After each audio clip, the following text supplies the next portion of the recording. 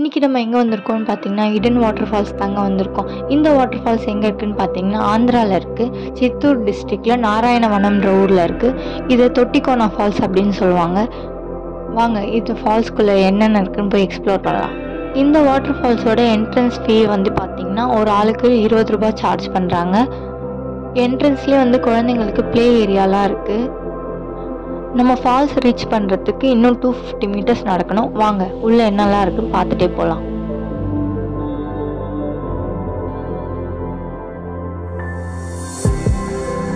ஃபுல்லாக காடு, சுற்றியும் மலையாக இருக்குது.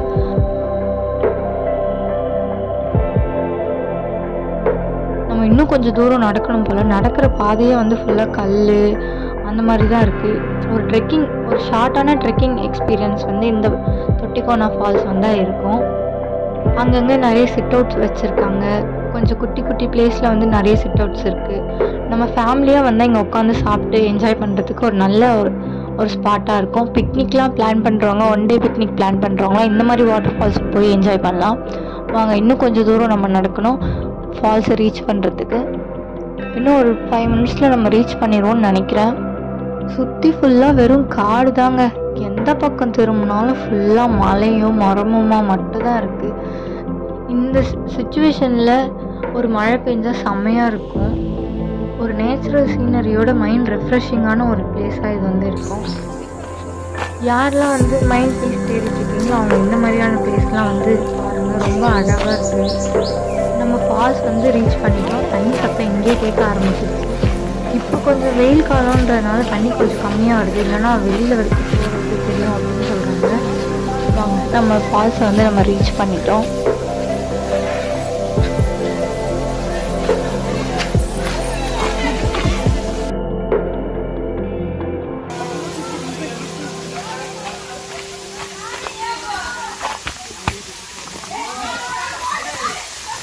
இப்போ தான் தெரியுது இது ஏன் தொட்டிக்கோனான்னு.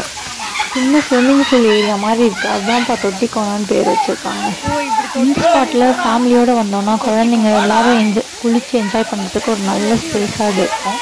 அது மட்டும் இல்லாமல் இது ரொம்ப ஆழம் கம்மியாக தான் இருக்குது. நம்ம இடுப்பளவு தான் தண்ணியும் இருக்குது, உட்காந்து குளிக்கலாம் குழந்தைங்களாம். அது மட்டும் இல்லாமல் பக்கத்தில் ட்ரெஸ் சேஞ்ச் இருக்குது, ரூம்லாம் இருக்குது. குளிச்சுட்டு நம்ம அங்கே போய் சேஞ்ச் கூட பண்ணிக்கலாம்.